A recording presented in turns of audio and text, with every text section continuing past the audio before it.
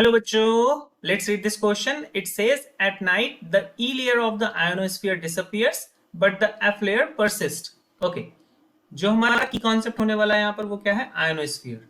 So the key concept is what? Ionosphere. Basically जो ionosphere होता है इसमें कितनी लेयर्स होती हैं? 4 लेयर होती हैं. C, D, E and F. जो हमारी एफ लेयर होती है ये होती है टॉप मोस्ट लेयर, उसके नीचे होती है ई लेयर, उसके नीचे होती है डी लेयर एंड सी होती है सबसे बॉटम की layer. During the night E layer disappear just because of the lack of radiation. Sun का रेडिएशन वहां पर नहीं हो पाता है. But the F layer persist. F layer persist.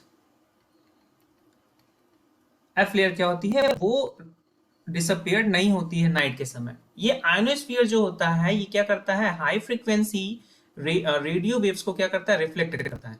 High frequency radio waves को या फिर और इसके थ्रू आप क्या कह सकते हो? स्काई वेव प्रोपोगेशन होता है.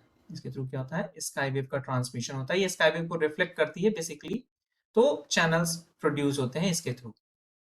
सो एफ लेयर क्यों परसिस्ट जाती है? इसके हमारे कुछ बेसिक से रीजन है. सबसे पहला रीजन ये है कि ये क्या है? हमारी जो टॉप मोस्ट लेयर है. So it is the top most layer of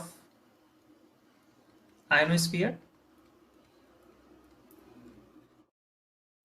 and it has tendency of highly ionized. इसके पास क्या है? highly ionized होने की क्या होती है? टेंडेंसी होती है. तो ये क्या करती है? बहुत ज्यादा आयोनाइज हो जाती है. The second thing is what? इसका जो एफ लेयर है इसकी डेंसिटी क्या है? बहुत ही लो है. Air density is low. Air density is low. So if air density is low, then the molecule collision is very less.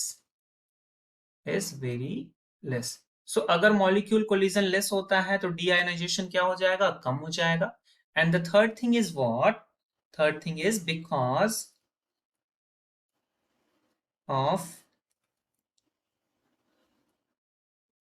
higher ionization density, it persists during the night as well. इसकी जो ionisation density होती है वो बहुत ही ज्यादा होती है. So this is the answer for this question. I hope you understand it well. Best of luck. Thank you.